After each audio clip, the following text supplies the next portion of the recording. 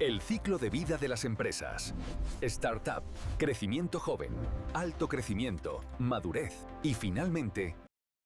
Bueno amigos, un nuevo video para ustedes, esta vez sobre el ciclo de vida de las empresas. Aquí tenemos una idea brillante, es una startup que busca fondos y luego se convierte en una empresa que empieza su ciclo de crecimiento inicial o crecimiento joven, como le dicen.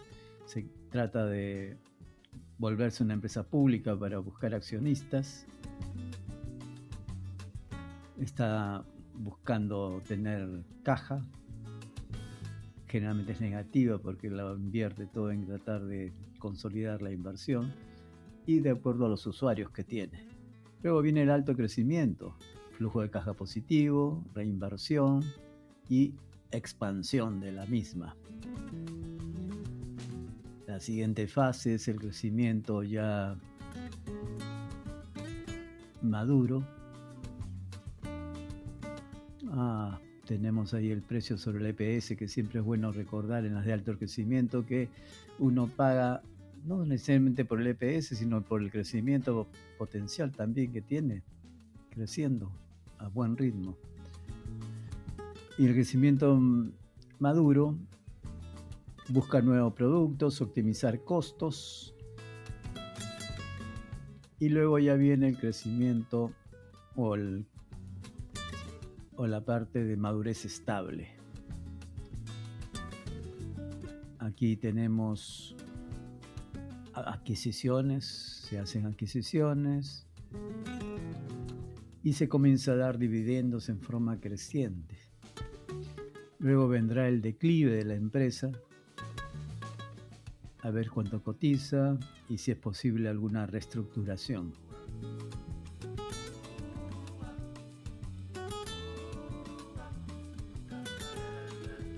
Aquí vamos a ver algunas métricas, no todos pueden evaluarse de la misma forma, no todas las fases.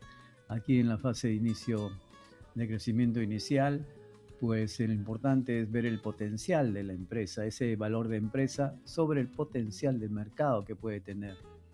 En el caso de alto crecimiento hay que ver los ingresos, cómo va con sus ingresos, lo que hablábamos del PER en relación a los beneficios.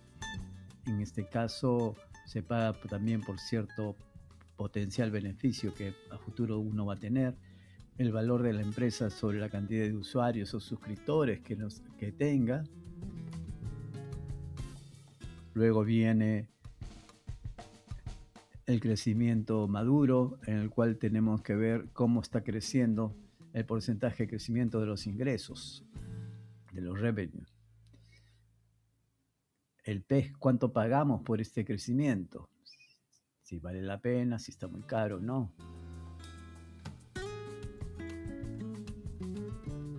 El valor de la empresa sobre las ventas que pueda lograr. Y luego en la parte ya de estable, madurez estable,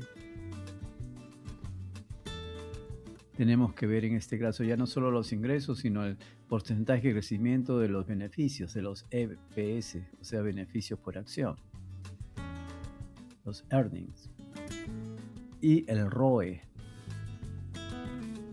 el retorno sobre el capital que uno invierte.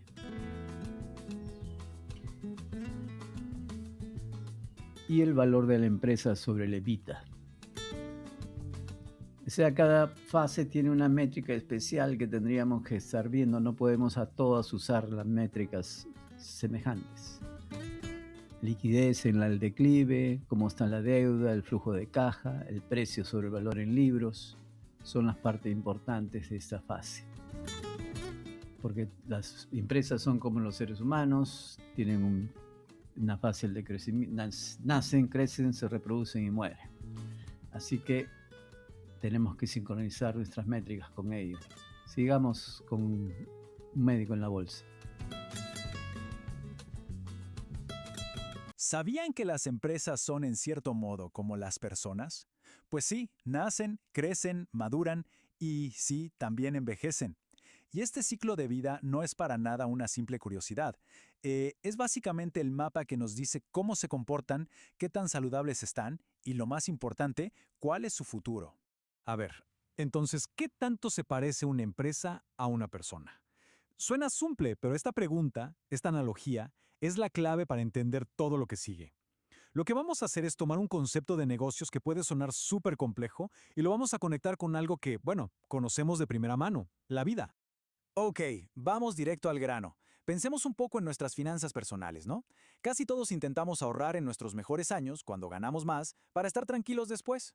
Bueno, las empresas hacen algo muy parecido. La gran diferencia es que su objetivo final no es la tranquilidad, sino algo más concreto, crear valor en cada una de sus etapas, desde que nacen hasta que, bueno, entran en declive. Bien, esta es la ruta que vamos a seguir. Primero, la historia de vida de un negocio.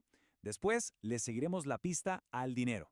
Luego, veremos por qué una historia es más importante que los números al principio. Pasaremos a las grandes decisiones: invertir, financiar o retornar. También, qué tipo de CEO se necesita en cada momento. Y cerramos con algo clave: por qué hoy las empresas envejecen a una velocidad increíble. Ok, empecemos con la primera parte. La historia de un negocio. Desde que es un bebé hasta que se hace mayor. Aquí la tienen, la clásica curva S de la vida de una empresa. Todo arranca con una idea, ¿verdad? El lanzamiento, de ahí pasamos al crecimiento, una expansión rapidísima. Piensen en un adolescente con toda la energía. Pero claro, después viene la etapa de shakeout o consolidación, que es cuando la competencia se pone realmente dura. Si sobreviven, llegan a la madurez. El crecimiento se frena, todo se vuelve más estable. Y al final, pues, llega la fase de declive. Muy bien, ahora vamos a seguirle el rastro al dinero. Hablemos de los signos vitales de una compañía. Ojo aquí, porque este punto es crucial. Es lo que se conoce como el efecto de desfase. Miren cómo funciona. Lo primero que despega son las ventas. Parece que todo va genial, pero las ganancias, el beneficio, siempre vienen después. Van a la saga. Y el flujo de caja, o sea, el dinero contante y sonante en la cuenta, es el que más se tarda. ¿Y por qué pasa esto? Simple, porque las empresas jóvenes lo reinvierten absolutamente todo en crecer. Y esto es súper peligroso. Una empresa puede estar vendiendo como nunca y al mismo tiempo estar al borde de la quiebra por falta de efectivo. Es una trampa mortal. Bueno, pasemos a la tercera parte. De la historia a los números. Porque, seamos sinceros, no se puede medir a una startup con la misma vara que a un gigante corporativo. La edad lo es todo. Aquí el contraste es brutal. Pensemos en una startup nueva de inteligencia artificial. ¿Cómo se valora? Pues por su historia, ¿no? Por la promesa de lo que podría llegar a ser. Es pura narrativa, puro potencial. Ahora pensemos en Coca-Cola. A ellos se les valora por sus números, por la evidencia sólida de lo que ya son y han sido por décadas.